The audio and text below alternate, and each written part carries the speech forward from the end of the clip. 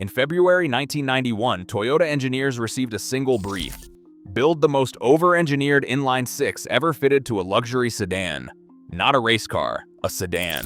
Today, that same architecture survives 2,000 horsepower on stock internals, and it remains the one engine Toyota has never truly replaced. How the 2JZ became more than a power plant, how it became a belief system, starts with a car most people have never heard of. Toyota's flagship project began behind closed doors in early 1991 with the codename JZS-147 scrawled across engineering memos and meeting notes. The assignment: create a rear-wheel drive luxury sedan that could outclass anything from Nissan or Honda, not just in comfort but in raw capability. At the heart of this ambition stood the engine brief, delivered in February, demanding a new six-cylinder that would future-proof the Aristo for years to come. Chief engineers Hiroshi Kobayashi and Masato Nakamura led the powertrain development division, pushing for an inline-six that was not only powerful, but virtually unbreakable. Their answer was a closed deck, cast iron block, an architecture more at home in a race shop than a showroom. Prototypes were machined by April, and by July, the twin-turbo system was delivering 280 PS on the test bench, meeting every target.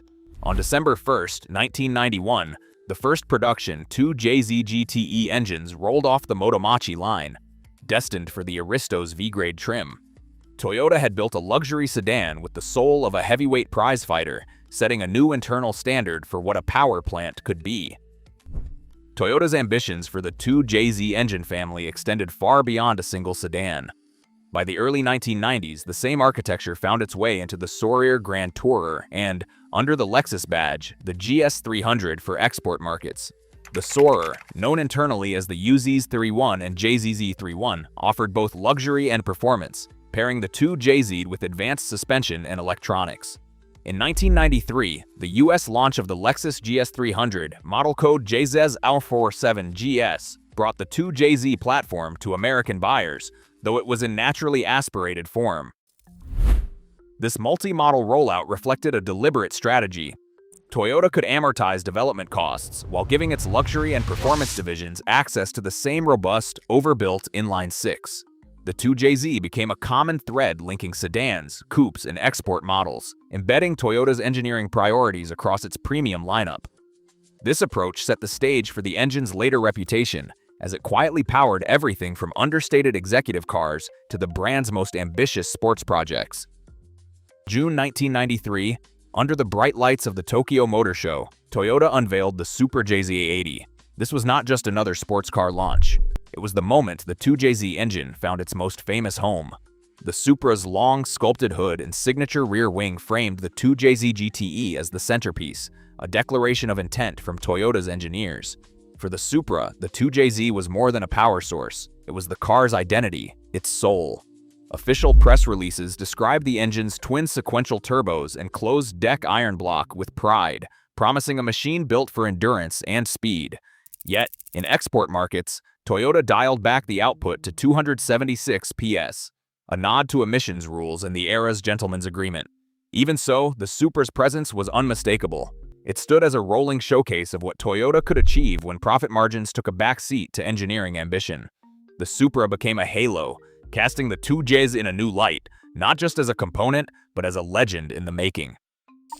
June 2001. The Fast and the Furious roars onto American screens, and overnight, the 2JZ GTE is no longer just an engine code for insiders. It is a household name. The film's blazing orange Supra, with its turbocharged inline-six, does not just win races, it ignites imaginations. Parts distributors like HKS and Greddy saw demand for 2JZ turbo kits and forged pistons skyrocket more than 200% within a year. At the 2002 SEMA show, crowds tripled around booths selling 2JZ components. Online forums exploded, growing from a few hundred die-hard owners to thousands of new members, eager to swap stories, share dyno sheets, and hunt for their own piece of the legend. The 2JZ is not just powering cars anymore. It is powering a movement. What began as a luxury sedan's secret weapon is now the most wanted heart transplant in the tuner world. The engine has become a pop icon, a badge of honor, and the gold standard for what is possible when engineering meets raw desire. Hiroyuki Kawai, founder of HKS, stood at the crossroads of skepticism and possibility in 1995. At the Tokyo Car Show, his team brought out their Stage 4 Supra build, an experiment that would set the benchmark for what the 2JZ could endure. The numbers spoke louder than any ad campaign: 550 horsepower on a stock bottom end, with the engine holding together through repeated dyno runs and track abuse. Tuners across Japan and the US pored over the results, searching for the weak link. What they found was almost unsettling: a cast iron block that shrugged off boost, a closed deck design that resisted cylinder flex, and main bearings that only started to complain above 800 horsepower. Yet, even as the legend grew, a single flaw surfaced: the 2-bolt main caps. Under extreme load, well past anything Toyota intended, these caps could stretch or walk, threatening the crank's alignment. Still, the fact remained: the 2JZ could reliably cross the 500 horsepower line on stock internals, a threshold few production engines dared approach. Kawai's validation didn't just fuel the next round of builds, it rewrote the rules for what was possible, turning a luxury sedan's heart into the most coveted swap in performance tuning. By the early 2010s, the 2JZ engine had achieved a new kind of ubiquity, one that reached far beyond Toyota showrooms or the pages of tuning magazines. As original Supra and Aristo donors grew scarce, the aftermarket stepped in. Engine importers began shipping used 2JZ GTE engines by the container load, while crate engine suppliers and machine shops offered rebuilt long blocks and short blocks, ready to drop into almost anything with an engine bay.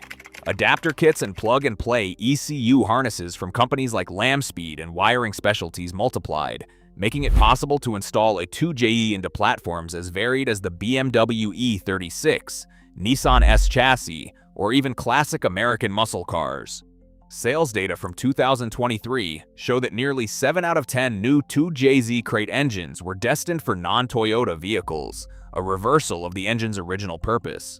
Online, swap forums and YouTube build channels documented this cross-pollination, fueling demand for ever more refined swap solutions. The result was an engine that belonged to no single brand or model, a power plant adopted and adapted by a global community. It set the stage for the era of 2,000 horsepower street cars, and it redefined what it meant to be a legend. A new generation of builders set out to answer a question that once seemed unthinkable: just how far could the 2JZ be pushed? The answer came roaring out of dyno cells and down quarter-mile tracks. Titan Motorsports strapped a Dart Iron Eagle block into a 2001 Supra, dialed up the boost, and watched the numbers climb. 2,150 horsepower at 10,200 RPM, confirmed by both NHRA timing lights and a calibrated dyno sheet. Ekanu Racing's 2019 Supra, built for IHRA top methanol, ran a verified 6.5 1-second pass at 282 miles per hour. Its Dart block holding together under pressures that would shatter lesser engines. Even street builds joined the club. Racing Motive's 2021 Lexus GS 300 posted 2,015 horsepower on a single turbo setup, still anchored by the reinforced bones of that original cast iron design. These are not outliers, they are proof that the 2JZ's reputation is not just folklore. The same architecture born for a luxury sedan now stands as the foundation for 2,000 horsepower monsters, each run a testament to Toyota's original over-engineering. When the final 2JZ engines left the Motomachi plant in 2002, Toyota quietly closed a chapter that would outlast its own product cycle. The 2JZ's journey from flagship power in the Aristo to the heart of a global tuning movement left a legacy that refuses to fade. Even as Toyota shifted to aluminum blocks and outsourced the next Supra's engine to BMW, the community's devotion only deepened. In forums and at meets, the refrain echoes: "They don't build them like this anymore." The B58 in the modern GR Supra delivers speed and refinement, but it rides in the shadow of its cast iron predecessor. For many, the 2JZ isn't just a technical achievement, it's a symbol of an era when engineering ambition trumped marketing logic. Its unfinished legacy lives on in every swap, every dyno pull, every late-night garage session, proof that a true legend is measured not by production numbers, but by the stories and loyalty it inspires. What began as Toyota's luxury flagship outgrew profit margins and model years. The 2JZ's overbuilt design and untouchable myth now drive a global subculture, not a factory line. No true successor exists, only the legend. Even as technology evolves, belief in the 2JZ refuses to yield. Share your thoughts below.